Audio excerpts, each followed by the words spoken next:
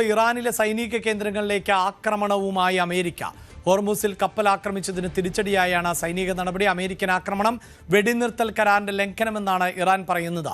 മേഖലയിലെ US കേന്ദ്രങ്ങളെ ലക്ഷ്യമാക്കി മറുപടി ആക്രമണം നടത്തിയതായും ഇറാന്റെ സൈനിക കേന്ദ്രങ്ങൾ പറയുകയാണ്. വാർത്തയുടെ വിശദാംശങ്ങളുമായി ഇന്റർനാഷണൽ ഡെസ്കിൽ നിന്ന് രഞ്ജിത്ത് രാമചന്ദ്രൻ ആണ് ചേരുന്നത്. രഞ്ജിത്ത്, സമാധാന ഉടമ്പടികൾ അതിൻ്റെ അവസാന ഘട്ടത്തിലേക്ക് എന്ന് പ്രതീക്ഷിച്ചിരുന്ന സമയം അവിടെ ഇതാ ഹോർമൂസ് വീണ്ടും സംഘർഷഭരിതമാകുന്നു. ഇപ്പോഴിതാ മറുപടിയായാണ് ആക്രമണം നടത്തിയത് എന്ന അമേരിക്കയുടെ നിലപാട് വീണ്ടും കുഴഞ്ഞു മറിയുകയാണോ? തീർച്ചയായും ഇപ്പോൾ ഏറ്റവും ഒടുവിൽ അഭിലാഷ് നമുക്ക് ലഭിക്കുന്ന വിവരമനുസരിച്ച് ഇത്തരം ആക്രമണങ്ങൾക്ക് അമേരിക്ക ദുഃഖിക്കേണ്ടി വരും എന്നുള്ള ഇറാന്റെ ഭീഷണി സന്ദേശം തന്നെയാണ് ഇത്. വലിയ തോതിൽ ഇറാൻ ദുഃഖിക്കേണ്ടി വരുമെന്ന ഭീഷണിയുമായി രംഗത്ത് വന്ന പശ്ചാത്തലം ഈ സമാധാന ശ്രമങ്ങൾക്കും പശ്ചിമേഷ്യയിലെ പ്രശ്നങ്ങളെ മറ്റൊരു തലത്തിലേക്ക് എത്തിക്കുന്ന ഒരു സാഹചര്യമാണ്.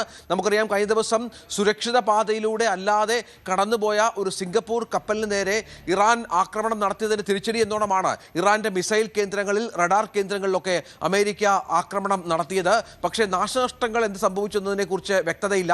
പക്ഷേ തിരിച്ച് IRGC പറയുന്നത് തങ്ങളും അമേരിക്കയുടെ താവളങ്ങൾ ആക്രമിക്കും എന്ന് തന്നെയാണ്. ഇതിനിടയിലാണ് പുതിയ ഭീഷണിയുമായി ഇറാൻ രംഗത്ത് വന്നിരിക്കുന്നത്.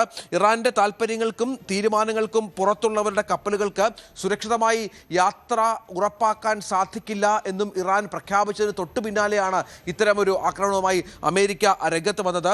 അതിന്റെ പ്രത്യാഘാതം വളരെ രൂക്ഷമായിരിക്കും എന്ന് ഇറാൻ മുന്നറിയിപ്പ് നൽകുന്നു. തിരിച്ച് JD വാൻസ് ആകട്ടെ, അമേരിക്കയുടെ വൈസ് പ്രസിഡന്റ് ആകട്ടെ, ഈ ആക്രമണത്തിന്റെ വീഡിയോ ദൃശ്യങ്ങൾ പുറത്തുവിട്ടുകൊണ്ട് ഇറാന്റെ മിസൈൽ, ഡ്രോൺ സംഭരണ കേന്ദ്രങ്ങളും റഡാർ സംവിധാനങ്ങളും തകർത്തു എന്ന് അറിയിക്കുന്ന ഒരു പശ്ചാത്തലം കൂടിയുണ്ട്.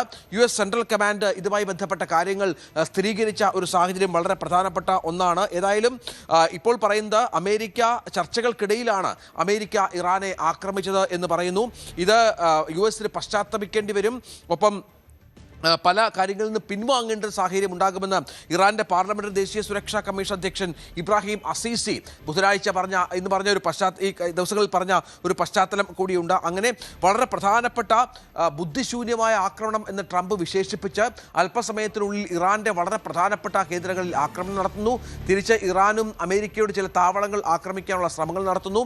ഡ്രോണുകൾ അമേരിക്ക നിർവീര്യമാക്കുന്നു. പക്ഷേ അപ്പോഴും സുരക്ഷിത പാത പൂർണ്ണമായും ഇറാൻ അടച്ച ഒരു സാഹചര്യം ഏറെ നിർണായക തന്നെയാണ്. ഇതിന്റെ കാര്യമെന്ന് പറയുന്നത് ഈ സുരക്ഷിത പാതയിലൂടെ കഴിഞ്ഞ ദിവസങ്ങളിൽ നൂറുകണക്കിന് കപ്പലുകൾ കടന്നുപോയിരുന്നു. ഇപ്പോൾ ഈ പാത അടച്ചപ്പോൾ കപ്പലുകൾ ഇതുവഴി കടന്നു പോകാൻ മടിക്കുകയാണ്. ഏത് നിമിഷവും ഇറാന്റെ ആക്രമണം ഉണ്ടാകാം എന്നുള്ള സൂചനകളുടെ അടിസ്ഥാനത്തിലാണ് കപ്പലുകൾ അങ്ങോട്ടേക്ക് എത്താത്തത്.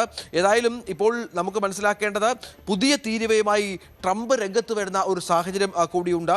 ഏതെങ്കിലും അമേരിക്കൻ കമ്പനിയുടെ ഡിജിറ്റൽ സേവനങ്ങൾക്ക് നികുതി ഈടാക്കുന്ന രാജ്യങ്ങളുടെ മേൽ 100% ഇറക്കുമതി ചുങ്കം ചുമത്തും എന്നാണ് ട്രംപിന്റെ പുതിയ മുന്നറിയിപ്പായി ഇപ്പോൾ വന്നിരിക്കുന്നത്. അങ്ങനെ ഏതായാലും സമാധാന ശ്രമങ്ങൾ നേരത്തെ അഭിലാഷ് പറഞ്ഞ പോലെ അന്തിമഘട്ടത്തിൽ എത്തി നിൽക്കുന്ന ഒരു സമയമായിരുന്നു.